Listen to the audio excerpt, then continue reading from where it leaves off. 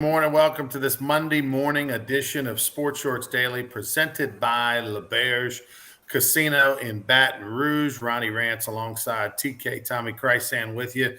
TK coming to you from Court Street Cafe in Port Allen. And today, so much to get to. If you're like me, you're much lighter today on Monday than you were on Friday. It was a bizarre, ruthless, I think is the term, weekend in college football, and that carried over to the NFL on Sunday. Lots of favorites lost, lots of crazy endings, and that just gives you a sign of things to come this year in the world of football. It is going to be anybody's game minus a handful of teams in college, and in the NFL, it's always anybody's game. So we're going to get into all of that. LSU, Southern, Tigers took care of business, depending on when you bought the number and bought the line. LSU covered for most of you, but not all of you. And that was a strange ending. We'll talk about that. We'll talk about the traffic, which everybody's been buzzing about for the last 48 hours. We'll talk about what the game meant to the city of Baton Rouge, one of the largest crowds ever on campus, especially for a non-conference game. In addition, got some notes on college football, got some notes on the Saints. Saints won a game they had no business winning, but at the same time, they won it. They went and got it and took care of business down the stretch. They had to have this one. This was one of those games that had the Saints look back at the end of their season and lost would really have really kicked themselves, because this is one that if you think the Saints are going to have a winning record and make a playoff, this was definitely one you had chalked up in the win column, albeit the Falcons are now 7-2 all time against the Saints in week one matchup. So Falcons had owned the series. Let's bring in Tommy right now. And TK, tough weekend for the bettors. I know you weren't any better than I was. No, it was a rough weekend. I got lucky on the LSU. The rest of it was really bad all weekend. That happens. We'll bounce back. But, man, it was, like you said, this is a sign of things to come, college football and NFL for gamblers. Might want to lower that bet amount, or maybe take a week off, or, if you get up a little bit, just collect that week and don't worry about trying to double it like I tried to do after hitting LSU at 44.5. I threw it all on the Saints the next day. And, of course, I did, went to zero, but I was trying to double it instead of maybe half of it. So managing money, that's what betting on sports is all about. And it's going to be very tough this year going forward. Let's start on Saturday. I saw a T-shirt. Kevin Millar posted, the former Boston Red Sox player, and of course he's an analyst on MLB Network and all that stuff. Kevin Millar posted he had a T-shirt that he wore on Saturday that said "Death Taxes in Alabama First Half," and that was not the case. Alabama and Texas were tied at the half. Alabama escaped with a 1-point victory over in Austin. And a lot of people are talking about this is the demise of Alabama, and Alabama's going to come. I say that Alabama, if they win that game, Tommy, on the road in Austin, where they played as poorly as they possibly could, but still found a way to win it, and largely because of Bryce Young, who just, great players do what they do in the fourth quarter. He took over the game. He made plays when the defense had the right call, and Bryce Young willed his team to a victory. I think that I go the other way. I go, hey, it's early in the season. This was their first road test. They were tested mightily in front of 90,000. Should have lost, didn't. Alabama will right the ship and probably be in the Final Four at the end of the year. Well, championship teams win games when they're not supposed to win, or they find a way to win. When Bryce Young, he should have been sacked on that third down play, scramble for 17. I mean, that guy had a little bit more than a little bit of his thigh pad or something. I mean, that was a missed sack tackle, however you want to call it. And he went for 16, 17 yards, and Bama found a way to get done on the road, and just a lucky win, whatever you want to say, but that's what championship teams do. And then teams like Texas, who are struggling to get better again, they lose, and the game they should have won. But man, that was a big crowd and a great atmosphere for the game, and Bama found a way to win, and they walked out of there with the W. Yeah, and Bama never was ever, other than the opening possession when they led 3-0, or I guess when they led 10-3, and then Texas came back. There was a 10 to 7 I can't remember, but they at one never did they even come close to covering the 13 and a half, depending on what you got, 14-point spread in that first half, and clearly never came close to covering the 20 and a half line on this game. So a lot of people liked Alabama, a lot of people, but at the same time, Texas, there's a lot to like there. I mean, obviously their starting quarterback went out, and that was a giant difference in the game. And I think if he stays in, they might beat Alabama. But Texas, Sarkisian really has something going over there in a big way. Well, again, I think if that quarterback stays in, might have been different. We'll never know. And the backup, who was slightly injured, I mean, once he came in, you got to give him a lot of credit. I mean, he did what he had to do. Yeah. And but again, Bama's, Anderson made a bunch of dumb plays, had some bad penalties, and all of a sudden he makes a big sack that was critical in the game. That's, like you said, Bryce Young, people like Will Anderson Jr., they find a way to step up when you got to step up and help the team. That's what that caliber of players I can't even imagine. They were talking about the heat, 90-some degrees, 120 on the field. I've said this many times, when LSU played at Texas back in 2019 when Joe Burrow made that unbelievable play, it was so freaking hot in Austin. And, of course, they do have the turf and everything. But they played an evening night game. This was an 11 o'clock kickoff. I mean, right in the heat of the day.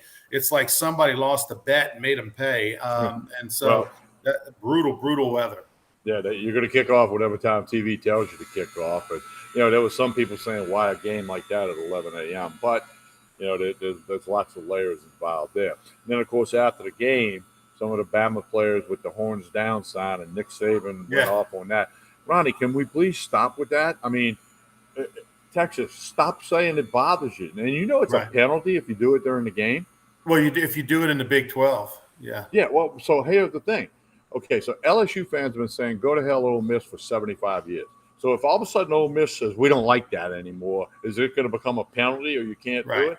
I mean, Texas, you don't understand. The more you say you don't like it, the more it's going to happen. It's ridiculous. And, I just can't believe that the Big 12 said that's a penalty when smack talk and jaw jacking and all of that has been around forever. And it's at an all-time high. Yeah, but they got Texas, Austin, a very liberal city. Oh, that hurts my feelings to say horns down. Well, guess what, Texas? Horns down. Horns down, and look, it's got a life of its own now. I mean, they're going to join the SEC. That thing's not going anywhere. Oh, they're going to be like neon signs. Horns down. Yeah, they're going to be doing it forever. You're just going to have to get used to it. If you lose, people are going to do it. It's just like, Tiger Bait chants or something like that. Byron Painter saying, so glad I don't bet on games. Sure made it a lot more fun to watch all the games this Saturday. 100% agree with you, Byron. If you got the if you got the ability to not bet, then you would have enjoyed this weekend. If you were a bettor, you probably were on the wrong side many, many times, and it was definitely frustration.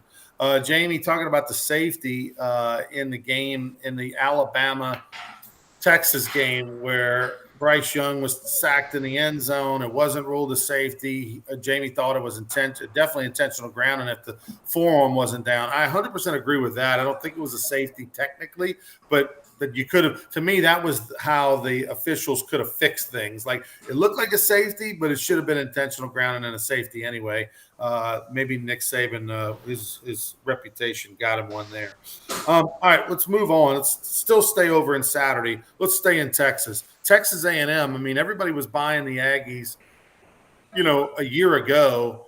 Jimbo Fisher had those guys playing well, and then all of a sudden, I don't know what's happened. I mean, Max Johnson couldn't win the quarterback battle over there, Tommy, with that offense. He may be the quarterback before things are all said and done, but that Texas A&M offense looks like it's out of the Stone Ages. They lose to Appalachian State, who's a very good Sun Belt team, but still – this is the second week in a row A&M's offense looked atrocious, and they lose at home. Yeah, I mean, that's just Texas A&M 8-4. They're destined to be 8-4, and all the money and all the recruits and all this stuff. And, that offense was just atrocious. And again, App State's a good football team, but they're not supposed to go into Kyle Field and beat the Aggies, okay? They may play good for a half, and then A&M separates. And then you got to wonder about Max Johnson. I mean, is he that bad that they couldn't put him in that game? The guy ahead of him, I mean, it was obvious to everybody except Jimbo Fisher and the offensive coaches that guy, wasn't a good enough quarterback. He can't be much better than Johnson. But again, we're not at practice every day. We don't know the ins and the outs. But A&M, I mean, that's just it's tough if you're a fan over there with A&M and the Longhorns and the Cowboys. It's a tough weekend for the state of Texas. Especially Texas A&M. I mean, like you said, they made such a big splash in the offseason. #1 recruiting class with all the video, about the NIL. They have one of the best stadiums in the country. They got Jimbo Fisher, who everybody wanted. All of this stuff, and then still the consistency factor is an issue for them. And still, Texas A&M. After 2 years ago during COVID, being rocking and rolling and just unbelievable. And then even last year down the stretch, they come in with a better team than LSU in the Tiger Stadium, can't win. I mean, it's like they just can't get over themselves. And this week they host a good Miami team, and they'll be an underdog. Then they got Arkansas, then they got Alabama. It ain't going to get easy for A&M. 8-4 might be a stretch. Speaking of teams who've just taken it on the chin, how about Nebraska and what happened to them? They have already fired Scott Frost. If you watch the game and their Georgia Southern came in. Georgia Southern, Tommy, had over 600 yards of offense against Nebraska in Lincoln.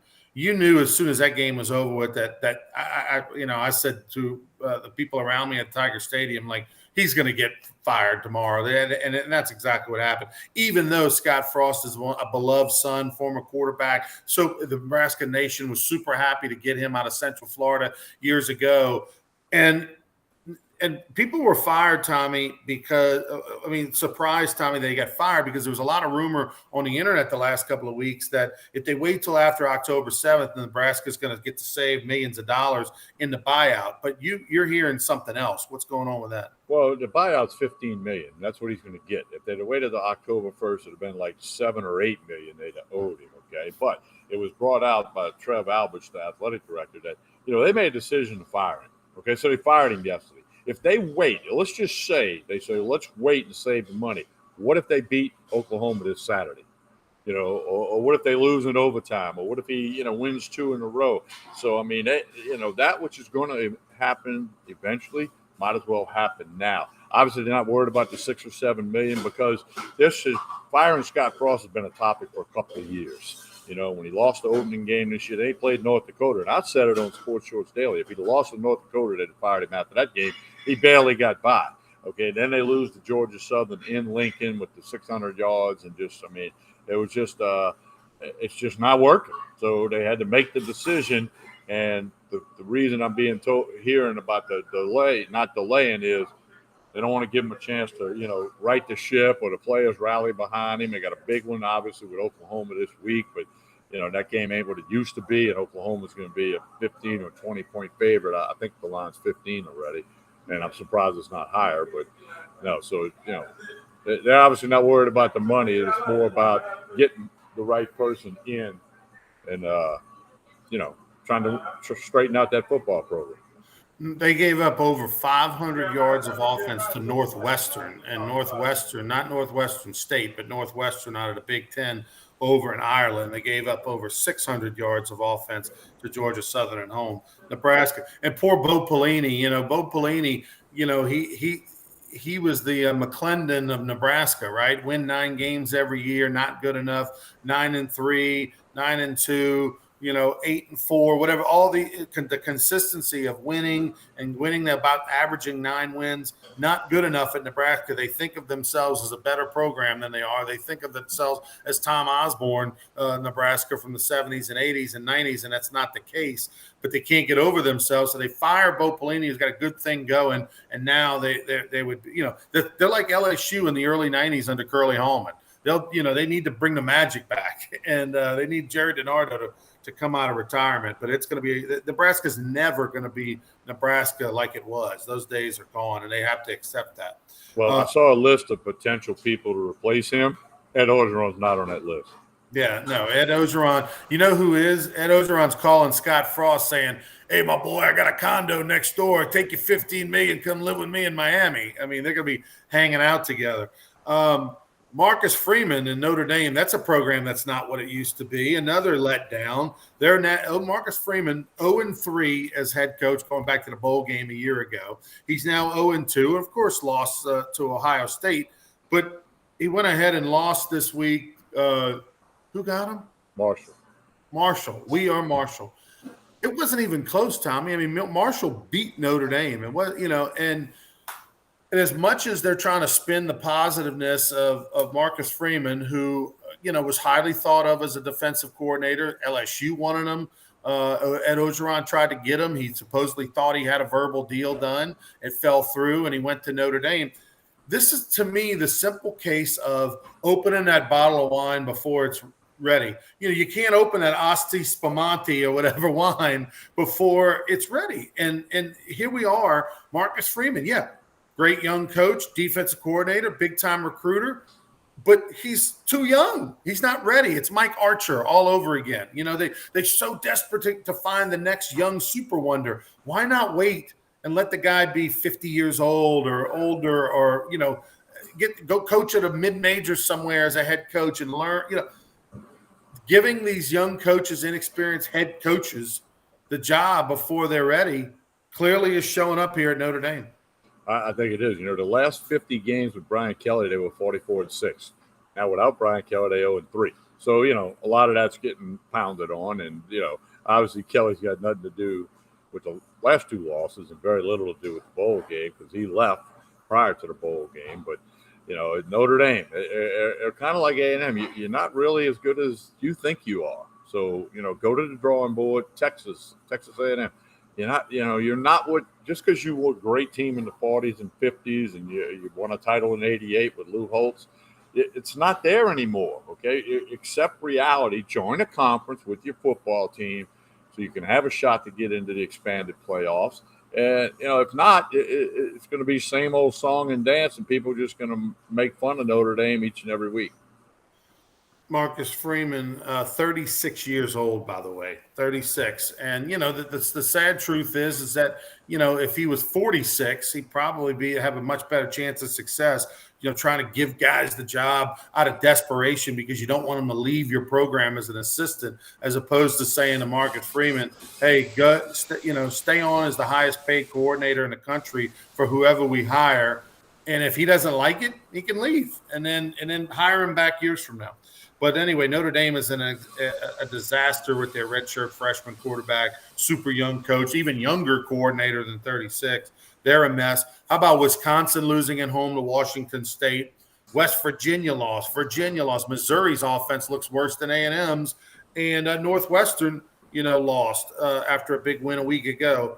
Absolute. Oh, and Florida. How about the Gators? We were ready to, everybody was so sad that they didn't get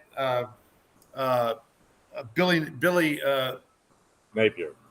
Napier is the head coach. I mean, after week one, we should have got Billy Napier. And then sure enough, we talked about it on Sports Shorts Radio, Tommy, on Saturday morning.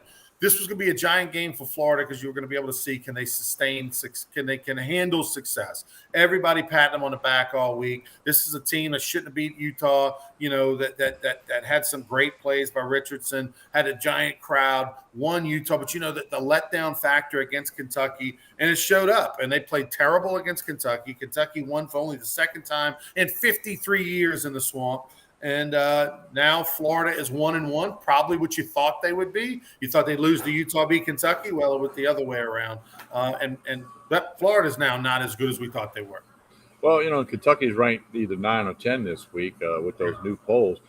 Maybe it's just time to realize Kentucky's pretty good, and they're going to battle Georgia in the SEC East, okay? Stoops and he's one of the names on the list to possibly go to Nebraska. His name was first on the list that I saw. But he has done a heck of a job with the Wildcats. He's winning games. He's going to big bowls. It's kind of like not been noticed yet. Now Florida noticed because Kentucky whipped them in the Swamp the other night. But maybe it's time to give Kentucky a little more credit than we had before, even though it's kind of been coming. Like, yeah, Stoops does a good job. Yeah, Kentucky's pretty good. They had a couple guys drafted. Well, maybe now they're getting into that notch where they're going to get out. They're going to play Georgia. I don't know where that game is this year. I'd have to look that up. But, if they can find a way to beat Georgia, they could end up for the first time ever being in Atlanta for an SEC championship game. This is what they should do. Now, they're not going to do it for publicity's sake and for gamblers and all that.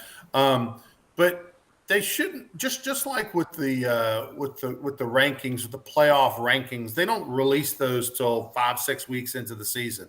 They need to do the same thing with the polls, right? I mean, nobody freaking knows. Especially nowadays, Tommy, with the transfer portal and all that, it's even harder for voters and everybody. I mean, we're all just voting based off of what you did last year and what logo is on your helmet.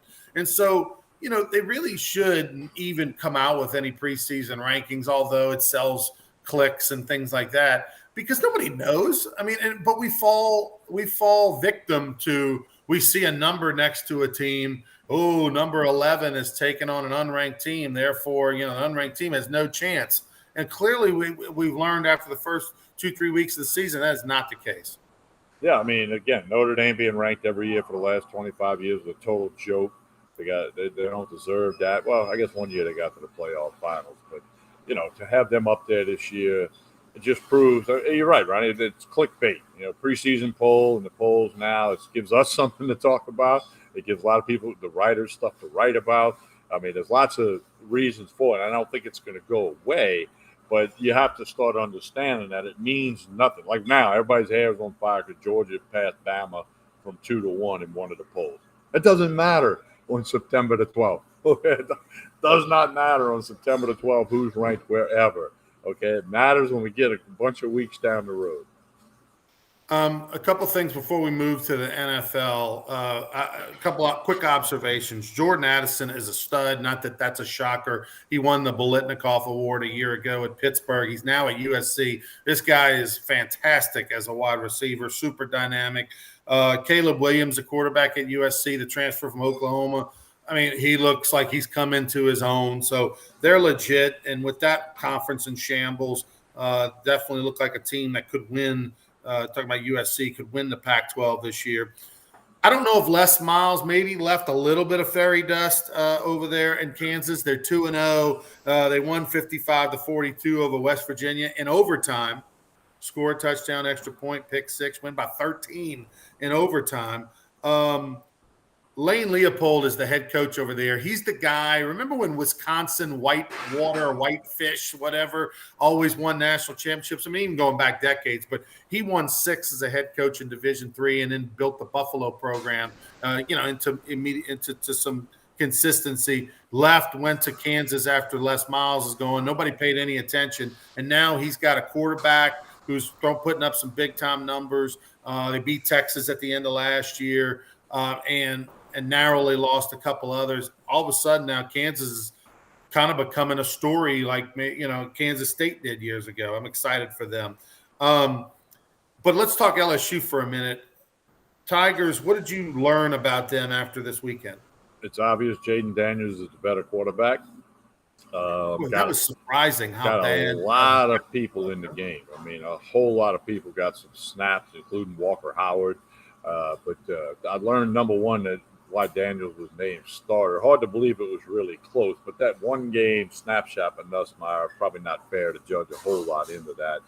But I thought Noah Cain ran the ball very, very well. They had a concerted effort to get the ball to Booty. He announced he wants to be called Booty, not Booty. He came out with that last week. So a big effort to get the ball in his hands early and often.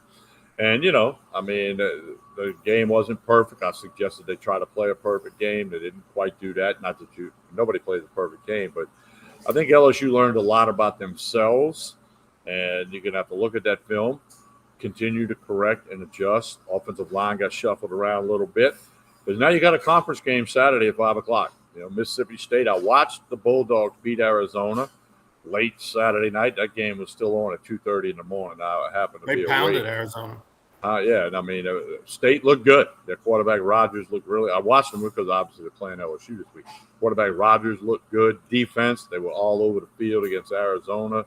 pressuring their quarterback all night. So, and State's going to come in 2.5, 3-point favorite over LSU in the conference opener. So a lot of work to do for Brian Kelly in spite of the name that school win against Southern. And it got a little sloppy at the end, but you kind of expect that when they had, really the back end of the roster on the field. Couple quick things. More and to do. They had a giant crowd on campus. This was as if LSU was playing, a big, top 10 ranked game or something. It was crazy. The traffic was terrible before the game. It was even worse after. Before I get to that, though, I want to say really, really cool moment. We knew it was coming. The bands were going to play together on the field at halftime. Everybody stuck around, was waiting for that. And it was awesome. That was just a cool moment. Probably never going to happen again, or if it does, it's going to be decades from now. But that was really, really cool. The other thing that I was shocked that people didn't realize this was going to happen. If you pay any attention to HBCUs that have good bands, you always know that the show is after the game. And with the traffic the way it was, I stuck around and it was perfect. But as soon as the game was over with, you can stay in that stadium for up to like an hour after the game. Like they don't kick anybody out of the suites for an hour after the game. They intentionally let you wait out the traffic to a certain extent.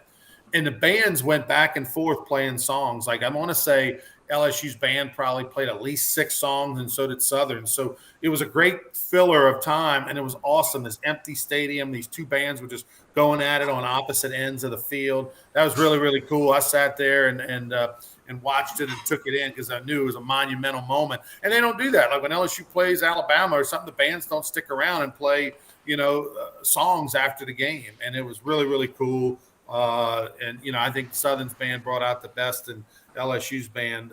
Although, give me the human jukebox at halftime anytime over the Golden Band and Tigerland. They're just more entertaining. We saw that play out, even though, the LSU's band did the shapes of choo-choo trains or whatever. It's still the human jukebox, and I know as Southern, I've had all the LSU band people tell me how much better their band is than Southern and blah, blah, blah, and technical and all of that. That's like saying the Beatles are a better band than somebody else because they're technically better. Well, if my ear likes something else, if I liked Matchbox 20 better than the Beatles, doesn't mean that my taste is worse than yours. It's just I like Matchbox 20. So the same with the human jukebox and the Golden Band for Tigerland. Give me Southern's band any day at halftime, and I don't leave and go get a nacho.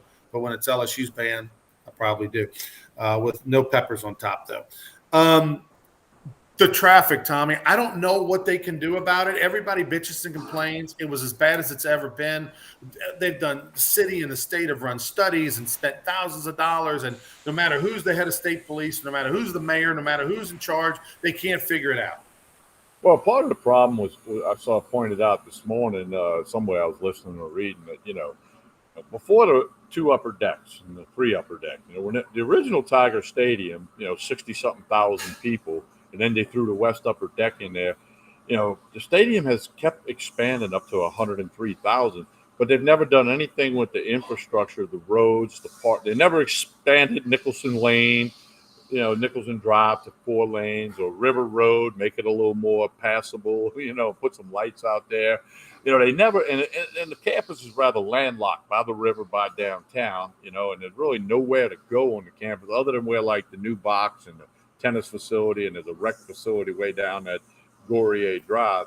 It's kind of landlocked, but they never matched the stadium expansion with what will we do about traffic? And I mean, I saw lots of stuff on the social media after the game, people not moving for an hour, taking 2.5 hours to get 10 miles. I mean, I don't know that it can change. I know lots of people say, hey, I'm not going to the game because I don't want to deal with the traffic, and here's what I'll say to that, Tommy. 2 things. One, nowadays, everybody's short police and security, right? There's just not enough police and security in any city in America. Nobody wants to be a cop anymore based off of, everything that's happened in society over the last few years. And everybody's short. You have to pay more for detail. There's a lot of cops don't even want to take the detail because of reasons. You put your hands on somebody, you get sued, you get fired, whatever the case may be. So here's the thing. Is that is that I think that's part of the issue is that you don't have police at every light, every corner, waving people through, moving, let's go. And there's not a well thought out plan because you're short staffed. Two, everybody complains about going to the game in the traffic. Okay. Here's what I don't understand though, Tommy. And I said this to a buddy of mine. There's 52 Saturdays in a year, 52. LSU at most is going to play 8 home games. All right. 4 in conference. And 4 potentially at home you could host, but usually it's about 7 home games. What do you do? What's better than sitting in traffic after an hour? You know what I mean? I get the frustration part, but look, let's live life, people. You know what I mean? Bring you some Netflix. Phil, make sure your gas is full. Watch the. Like just chill out. I mean, I would much rather be sitting my ass on my sofa and not complaining about the traffic. Well, you do that 365 days out of the year. And so I always say, LSU playing Idaho State in Tiger Stadium is still a better Saturday than going to any bar, staying at home, doing the same shit you do every day of your life. So when people complain and I love our society. We're so excited to go to an event, whether it's a concert, whether it's a music festival, whether it's a Rougarou game, whether it's an LSU game we can't wait to get there. But then as soon as we get there, we can't wait to leave. It's just so weird how we are. That's not just a Louisiana thing. That's the world, right? As soon as we get there, we're talking about, so are we going to leave now? Or we wait till halftime? We wait till the third quarter? Just relax. I get it. And nothing's ever going to change. We could sit here and talk about the traffic till we're blue in the face. Here's what you need to do if you're an LSU fan. Stop buying those expensive parking passes that put you within 200 yards of Tiger Stadium. There's no value in them. The only thing it does for you is get you there. You can wait to the last minute and maybe get in there a little quicker, but then you're always going to be the last one to leave. The people that are closest to the stadium are going to have the longest wait to leave. So how about this? How about park far and walk in and just enjoy the walk, stop in at tailgates, visit with people, yell Tiger Bait to the fans, but park a mile away. And then that way, take a pedicab, get an Uber, do whatever, and then just have a plan and realize we smoke a little, have patience, drink a little, whatever, and just enjoy the moment. We're such in a hurry to get our asses home, to sit on the sofa, to stare at the TV and complain about the traffic. It just blows my mind, Tommy. Well, that's a great point. And, it's not going to change. And it's not unique to LSU. Lots of football stadiums have traffic problems after the game. Athens, Georgia is one way into Athens, and I'm sure that's a traffic jam after the game. But, Ronnie, I like the point you make. For 7 nights of the year, just mentally tell yourself, hey, I'm gonna pack a couple of sandwiches in the little cooler. I'll put some bottled water or some beer, wine, whiskey, whatever. And then, we're going to be in traffic for a little while. We're going to enjoy that. We live in this immediate world because of these things. Okay. We're all guilty. No patience. We're all guilty. You are, I am, Byron, Janet, Chance, everybody chiming in. Everybody's, I always use this example. I mean, I've gotten a little better, but I used to be I send somebody a text message. If I didn't have an answer in 2 minutes, I'm like, what the hell? What's going on? I've gotten a lot better, but we are trained because of these phones to, want everything right now. And here's the thing. What were you going to do? You want to haul ass and get home, watch Mississippi State beat Arizona? No. Enjoy the game day experience. Enjoy the fact that it's not every Saturday. It's not every Tuesday and Thursday. An LSU football game is a big thing for this town, for the economy. And, playing Southern the other day was great for lots of reasons. Relax. By the way, Tommy, everything you can do at home, you can do right here. Yeah. You want to watch the Mississippi State game? Arizona. Watch it in the traffic. Right. While you're sitting there doing nothing. What's the difference between sitting in your car with the air conditioner running, not moving for an hour, or sitting on your sofa? Maybe it's a little comfortable, but just know that's going to happen. What else they could do is they could watch Sports Shorts daily and see how smart we were about what happened in the game. So there you go. Just scroll back and see, hey, what did they say about this game? Now that they know what happened, they could double check up on us with Sports Shorts Daily, or any of your favorite shows.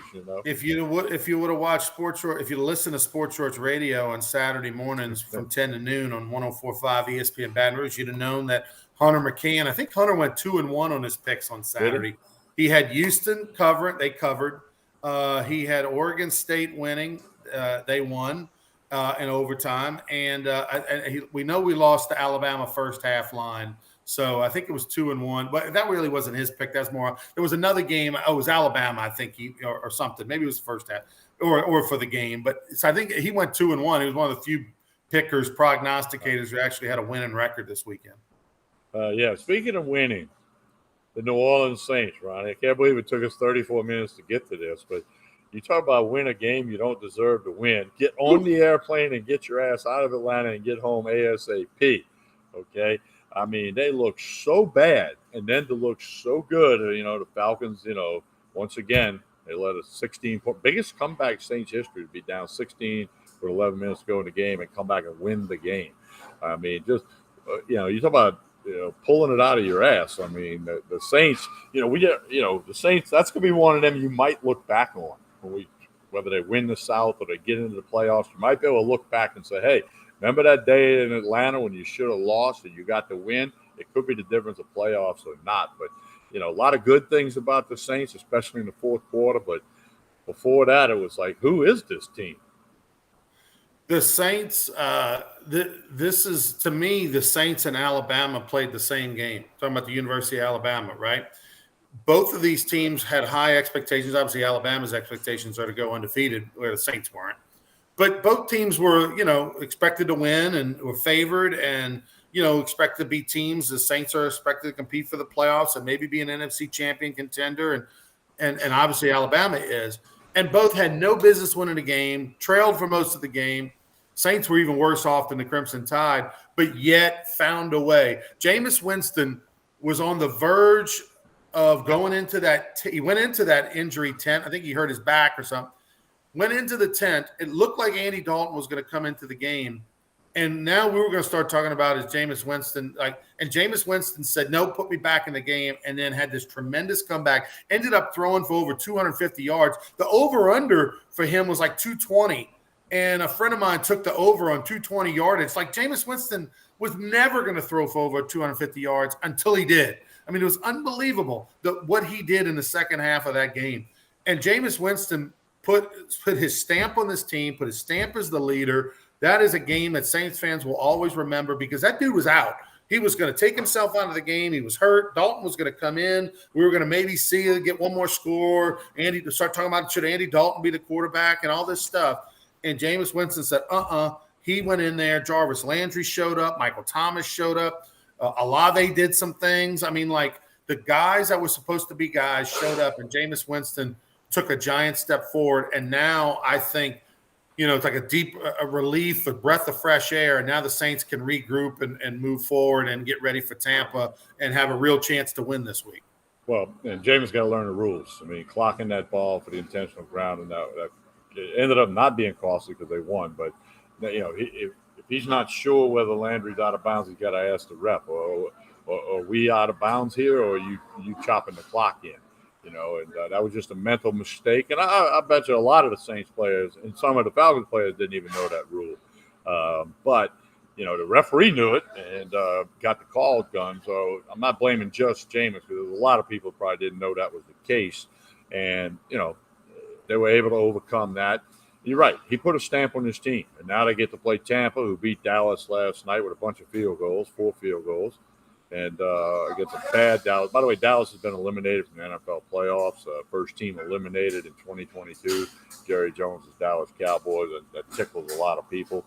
But now the Saints are a 3-point underdog to Tampa Bay. The Buccaneers 2.5 3-point favorite this Sunday, 12 noon in the Dome. Going to be a great one. Looking forward to it. The Who Dats on the road. I was on a text thread yesterday with Todd McClure, former LSU offensive lineman, and current and going into the Falcons Ring of Honor on October the 30th. He was talking smack all the way into the very end, and then crickets from Todd the rest of the way. Tough one for the Dirty Bird fans, but can't wait for Sunday in the Dome noon. That is going to be epic. And hopefully the Saints can continue their domination of the Bucs in regular season. They're 4-0 in the last 2 years against the Bucs under Tom Brady, and trust me, that was motivation for him. All right, tomorrow night, Skip and Cano on Hold the Rope. You can subscribe to that on YouTube, so check out that show. We'll get to on Wednesday. TK, tell us about Court Street Cafe on your way out. They moved steak night to Saturday. It was a big success this Saturday. They had the LSU Southern game. They'll have LSU Mississippi State right behind me on that TV in the bar area here. 16 to 20 ounce steaks, locally sourced from M&L Farms. Big hit Saturday night. They're going to move the steak night to Saturday nights going forward. So make your plans next Saturday. If you don't want to go to the Mississippi State game, come to the Court Street Cafe in Port Allen. Get you your favorite beverage, get a daiquiri, eat a straight steak, potato salad, and have some fun at Court Street Cafe. Jason and the staff here do a tremendous job. At breakfast, lunch, dinner, Monday through Saturday. Steak night on Saturday night for LSU Mississippi State. Make some plans now. It won't hit any traffic leaving Court Street Cafe. By the way, a couple quick notes here. The Fun Belt. By the way, Jamie, the A&M lost to Appalachian State. A&M was ranked 6th. Appalachian State out of the Fun Belt Conference.